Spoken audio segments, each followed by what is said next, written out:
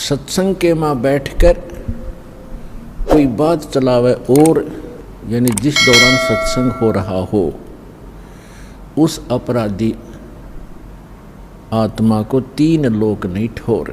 ये परमात्मा की वचन दास एज ए स्पीकर बोल रहा है, एज ए टेप रिकॉर्डर बोल रहा है। आदेश परमात्मा का चल रहा होता है और जो आत्मा अपने परमात्मा के आदेश को ध्यान से नहीं सुनता है उसको अपराधी बताया है। तो इसलिए सत्संग को बहुत महत्व देना चाहिए। आपने हमने परमात्मा पाना है, सतलोक जाना है, तो जैसे भगवान रखे ऐसे ही रहना। अब थोड़ा सा यहाँ प्रसंग और बताना पड़ेगा, क्योंकि प्रथम बार जो भक्त आते हैं जिनका संतान नहीं है उनको कुछ संतोष तो इस उदाहरण से होगा, लेकिन वो चिंता ना करें। यदि आपने यो उलझेड़ा करवाना है तो वो भी कर देंगे भगवान, क्योंकि आप शरण में रहना। उनको मालूम है कि शरण में रहेंगे तो वो उस संस्कार को जो मालिक जोड़ेगा वो फिर अपने ही हिसाब से उनको पार भी कर देगा। जैसे अभी दास ने कहा था कि परमात्मा की शरण में जब आ जाते हैं भगवान फिर कहता है कि तुम मेरे अनुसार चलते रहना, फिर मैंने देखना तुमको कैसे पार करना है। जैसे सुदर्शन जी की इच्छा बन गई कि मेरे माता पिता पार हो जब बात बने। अब हालांकि उनका कोई संस्कार नहीं था, वो चले गए थे, कोई कुतरू बन रहे थे कि गधा बन रहे थे। परमात्मा ने वो भी स्वीकार किया, बेटा तुझे पार करने के लिए मैं यह भी तेरी समस्या हल करूंगा। तो इसीलिए जिनका संतान नहीं है पर जब घड़ी पहले तो कोशिश करेगा भगवान कि ना फंसे इस अड़ंगे में और नहीं मानेंगे तो फिर वह भी समस्या आपकी संतान वाली भी यहाँ खूब हल होगी। थोड़ा सा उदाहरण दे दूं। एक बहन, वैसे तो बहुत से ऐसे उदाहरण हैं यहाँ पे जिनके 10-10, 15-15, 20-20 वर्ष तक विवाह हुए को हो गए थे, संतान नहीं थी। अब यहाँ सत्संग सुनकर जाते हैं तो उनका मन शांत हो जाता है कि ना हमने संतान चाहिए नहीं। और वहाँ जाओ संसार में वह जानते इंजेक्शन ला दें, अब वो फिर बेचैन हो जा बहन, तो फिर आते डिमांड वो ही करे। बहुत बार समझाया उनको, लेकिन आखिर में परमात्मा ने उनको फिर वो अगे दिल टूटेगा कि तो और जा फंसेंगे किसी नालायक आदमी के, बालक तो होने नहीं उनसे और वो भक्ति और बर्बाद हो जाएगी इनकी। तो बहन को कभी तो संतोष कर ले, फिर घर वाले जाकर फिर न्यों के बता कोई जीना है, बालक नहीं, इतने दिन हो गए नाम ले रखा, फलाना काम काहे का तू गुण गाती फिरती है। तो परमात्मा ने उसके सुन दी, गर्भ में 2 बच्चे हो गए एक कब्र में। और वो ये कहा करती कि भगवान चाहे मेरे लड़की हो जाए, समाज का मुंह बंद हो जाए, मुझे लड़के की जरूरत नहीं, 2 दी इकट्ठी है। अब वह फुली नहीं समाओ, सारा अड़ोस पड़ोस भी नहीं बोले थारे गुरु जी तो वे पूरे हैं। 1 साल के बाद 2 और गर्भ में चेक करा ली, बोला 2 लड़की और है। अब वह चिंतित हुई, मैं खाई बोल रहा मत, ले जो मालिक तुझे दे रहा है, अब मत बिरड़ावे। तो पुण्यात्मा परमात्मा जो चाहे सो कर दे। एक बार देखो पुण्यात्मा, हर तरह से हर पहलू पर ज्ञान दिया जाता है।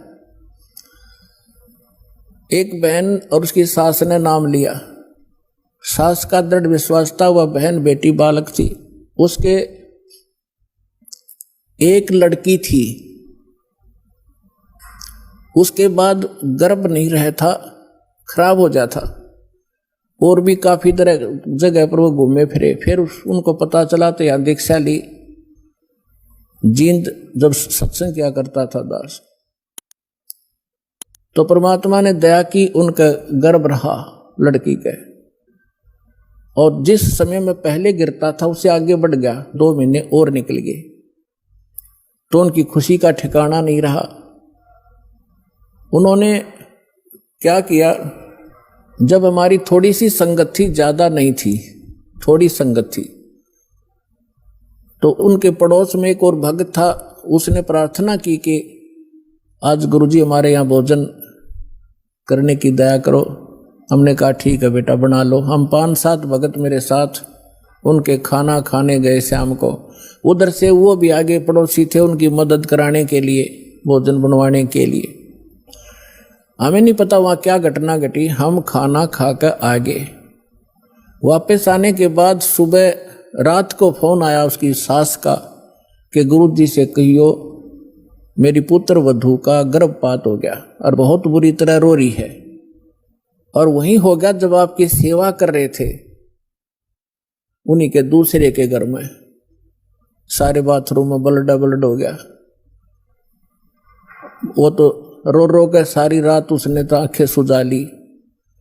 मैंने उसको फोन बताया, माँ बेटी यहाँ आ, तेरी सास ने उसको कहा यहाँ भेजो। उसकी सास आ गई, उसको समझाया बेटा भगवान जो करे वो गलत नहीं करता। वो बोले जी मन ने तो विश्वास है पर वह बालक ना मानती।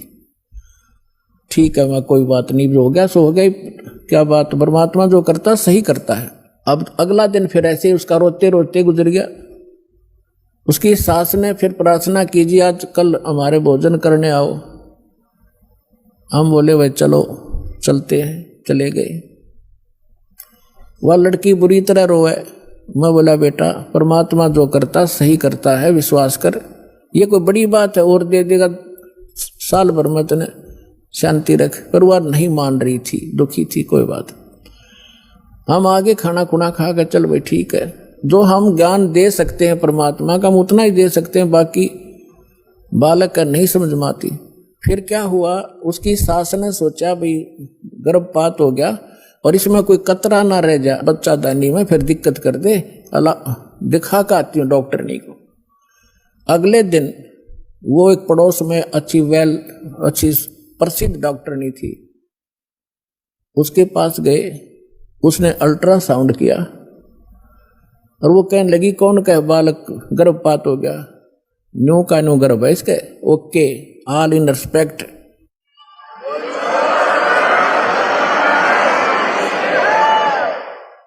अब उनका फिर फोन आया उसकी सास का, जी कमाल कर दिया, भक्ता ने बताया जी ऐसे ऐसे वो सास न्यू कह रही है, वो गर्भ को नहीं खराब हुआ उसका, वो न्यू का न्यू पा गया, चेक करा का है।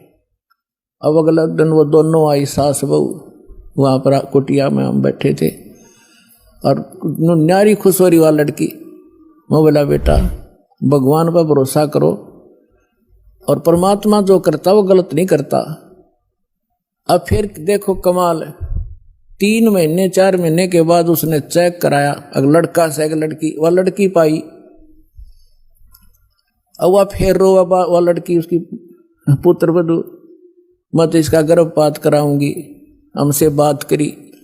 मैं बोला खबरदार जय जीवन से की है तो कोई बात हुई है, जब तक रोए थे मेरा गर्भ गिर गया। अब परमात्मा तो मालिक है और ये उस लड़की ही थी जो गर्भपात हुआ था, उसने गर्भपात कर दिया। दाता ने तेरी नालायकी देख कर किया था, क्या रोएगी लड़की ने देख कर, क्योंकि हमें ज्ञान तो है ही नहीं। और फिर लड़का देता, उसी आत्मा को लड़का बना कर देता। अब रोले अपने कर्म। अब हमारा स्वभाव कैसा हो गया, ऊंट जैसा, ऊंट पे समान धरे ना उसने लद है, और जब भी नौकरा जब भी रोया करे बहुत बूंदा कर दिया मेरे साथ में, और जब उसने उतारे, जब समान ने तारा करे ना ऊंट पर, जब भी वो नौकरा करा उसने कहीं भी बूंदा करे मेरी गेल्या, अभी बुरा कर रहा है मेरा। हम हो गए ऊंट के से स्वभाव के। अब परमात्मा हमें सुख दे जब भी रोआ, और दुख में तो रोना है, रोना वो तो स्वाभाविक है। तो उसकी सास ने यह बात समझ में आ गई थी, गुरु जी के वचन का मैं तब उल्लंघन करूं नहीं। और इस लड़की ने पूरी कर, वो उसकी सास यानी उसका ससुर ठीक सी पोस्ट पर नौकरी करता था। उसकी सास ने कहा कि इस लड़की का सारा खर्चा मैं दूंगी तो निश्चिंत रहे, और इसने ब्याह भी की और सारा खर्चा हम देंगे, तो बकवास नहीं करेगी, इसका हम गर्भपात नहीं करेंगे। वो लड़की होगी दूसरी, और जब भगवान के हाथ में, वो तो उसके बच्चे हैं, उसकी ये मिट्टी उसी की बनाई हुई है।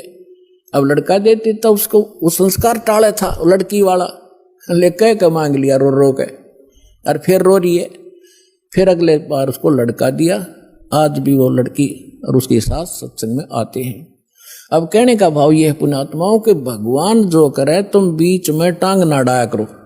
अब डॉक्टर है ऑपरेशन में थिएटर में ले गया, अब आप यहाँ परमेश्वर के ऑपरेशन थिएटर में आ गए और यहां ऑपरेशन थिएटर में मरीज अपनी चलावे तो केस बिगाड़ेगा वो होने नहीं दे उसको जो डॉक्टर चाहता है। ऐसे ही एक बहन के एक लड़की हो के और फिर वो 27 वर्ष तक, वह लड़की 27 वर्ष की होगी, उसके ब्याह भी कर दिया, उसके भी बालक हो रहे, लड़का लड़की, और उसकी फिर भी तमन्ना एक बालक था, एक लड़का तो ये जाता, वह 56 साल की हो रही बुढ़िया, हरिया तमन्ना रखे। 56 साल की उम्र में मालिक ने फिर छोरा दे दिया उसका लड़का। अब लड़का 5 साल का हुआ, मर गई, भी सर पे धर लिया, लड़का कौन पालेगा। तो हम ऑपरेशन के अंदर हम अपनी गड़बड़ करवाते हैं तो वो बिगड़ जाता है केस। फिर भी दास ने आपको हर पहलू पर बता दिया, जोन सी समझ में वाह कर लियो और वाह पूरी कर देंगे भगवान।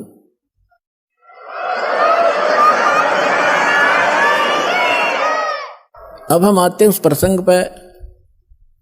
अब जैसे आपने कल इंटरव्यू सुना था एक भगत का, 14 वर्ष हो गए थे उनके ब्याह में, कोई बालक नहीं था और सारी पूजाएं करते थे। अब फिर परमात्मा की शरण ली तो 2 लड़की हुई, नो ऑब्जेक्शन, उन्होंने कोई परवाह नहीं की, बस लड़की हो चाहे लड़का, ज्ञान समझ में आ गया, भगवान जो दिए वो हर स्वीकार, और तीसरा फिर लड़का भी दे दिया। तो विश्वास रखो इस भगवान पर, जो करे परमात्मा जो करेगा वो गलत नहीं कर सकता। हम जीव हैं, गलत खुद करवा ले।